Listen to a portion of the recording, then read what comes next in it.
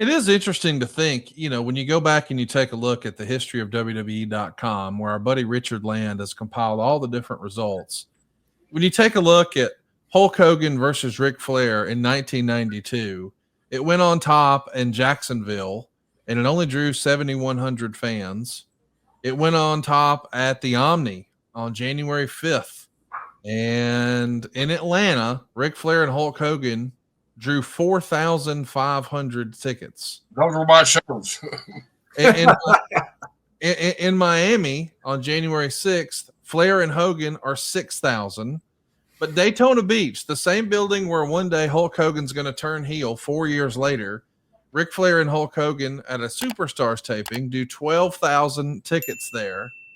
But I just think a lot of people, when they take a look at, Fort Myers and the Omni and Miami, and some of these feel like, well, this should be a shoe-in to sell out. I mean, even like Hamilton, Ontario, Cops Coliseum, think about how many sold-out WWE shows have been there.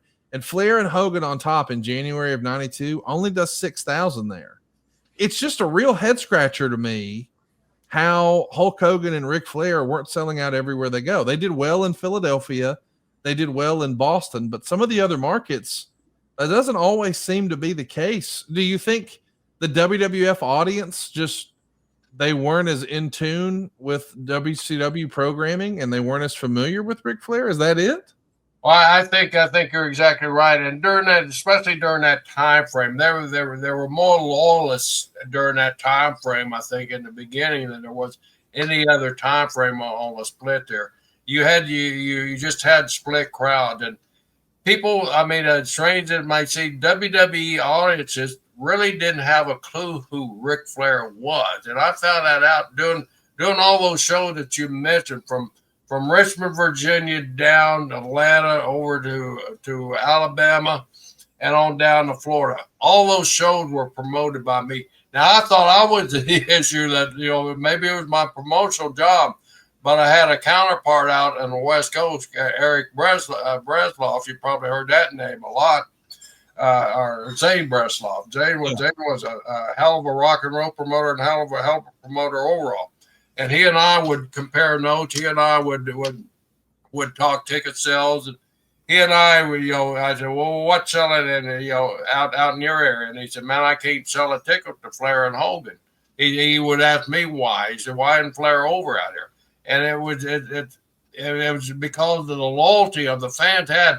Now, as we go on, as we move forward and everything, those fans started coming together. So it were fewer of those devoted WWF guys and NWA fans, where now they were wrestling fans again.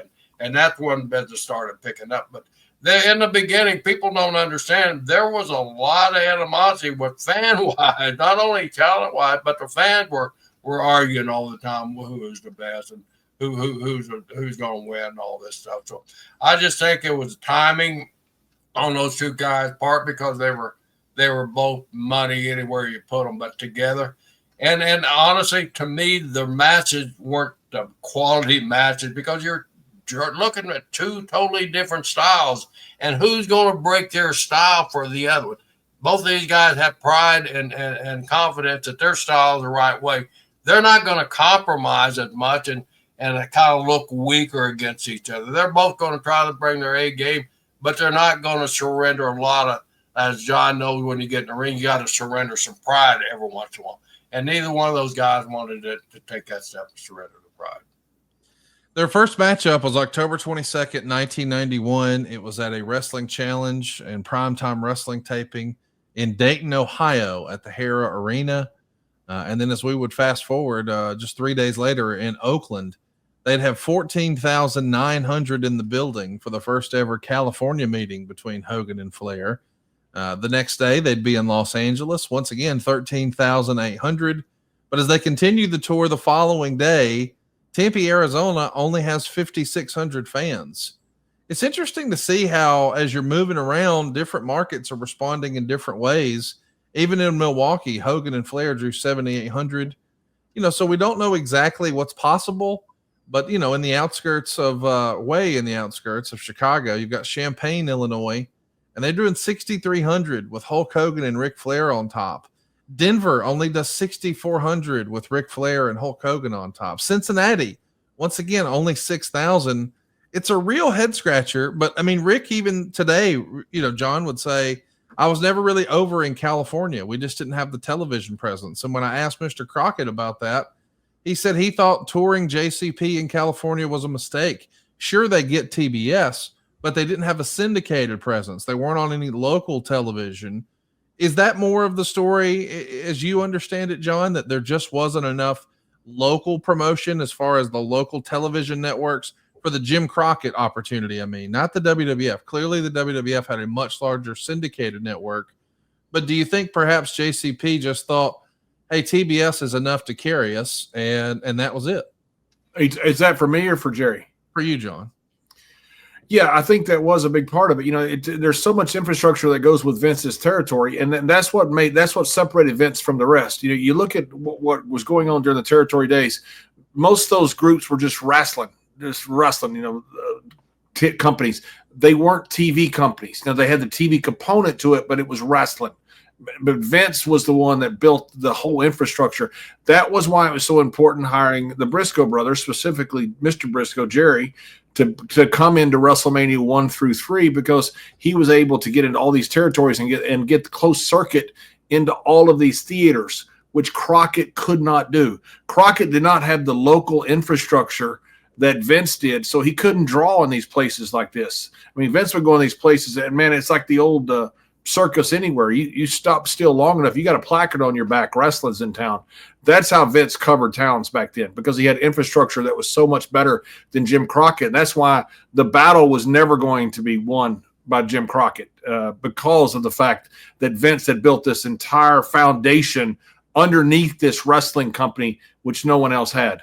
Well, maybe you're ready to get off the hamster wheel. The Federal Reserve data is showing that the share of accounts making only minimum payments has now climbed above 11% as of the first quarter of this year. Damn. That's the highest level since they started recording and tracking this data back in 2012. But at the same time, a recent survey from Experian found that 2 in 5 Americans are carrying credit card debt and believe that making the minimum payment is enough to manage it. But like millions of Americans, are you too struggling with high interest rate credit card debt? You feel stuck just making those minimum monthly payments? Well, you've heard me say it time and time again. Your home is still worth more than likely what you paid for it. So instead of carrying all that high interest rate debt month to month, why not use the equity in your home instead? Just take a look at Andy, my buddy up in Appleton, Wisconsin.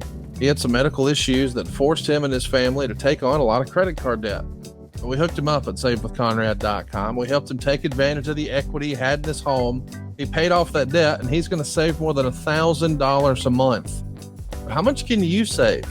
Let my team run the numbers for you today for free, just like we did for Andy. There's no cost and no obligation, and if we can't help you save some cash, we won't waste your time. It costs nothing to look, as our pal JR says. And when you work with the team at SaveWithConrad.com, you can also expect our year 3 guarantee. Experts agree that interest rates are set to fall within the next few years, but we have an exclusive 3-year guarantee that allows you to refinance in the next 3 years at any time with no lender fees. So you lock in a better rate and reduce your monthly payments today, but you don't waste money with a whole nother set of closing costs later. The best time to start saving money is today. Well, actually, it was yesterday, but today is the next best opportunity. So why not access some of that newfound equity in your house? Turn your house into your dream home with no money out of pocket. If you've got some honey-do renovations you'd like to do, maybe you've always wanted to upgrade your kitchens or bathrooms, you've got the equity in your house to do that too. No matter what you're looking for, we can help at SaveWithConrad.com. Find out how easy it is to get started. And just so you know, you don't need perfect credit. So even if you've had some problems, we don't say no, we say not yet, but here's how. We want to get you on a path to making those financial goals a reality at SaveWithConrad.com. Why not let my family help your family save some cash at SaveWithConrad.com? NMLS number 2129, equal housing lender, SaveWithConrad.com.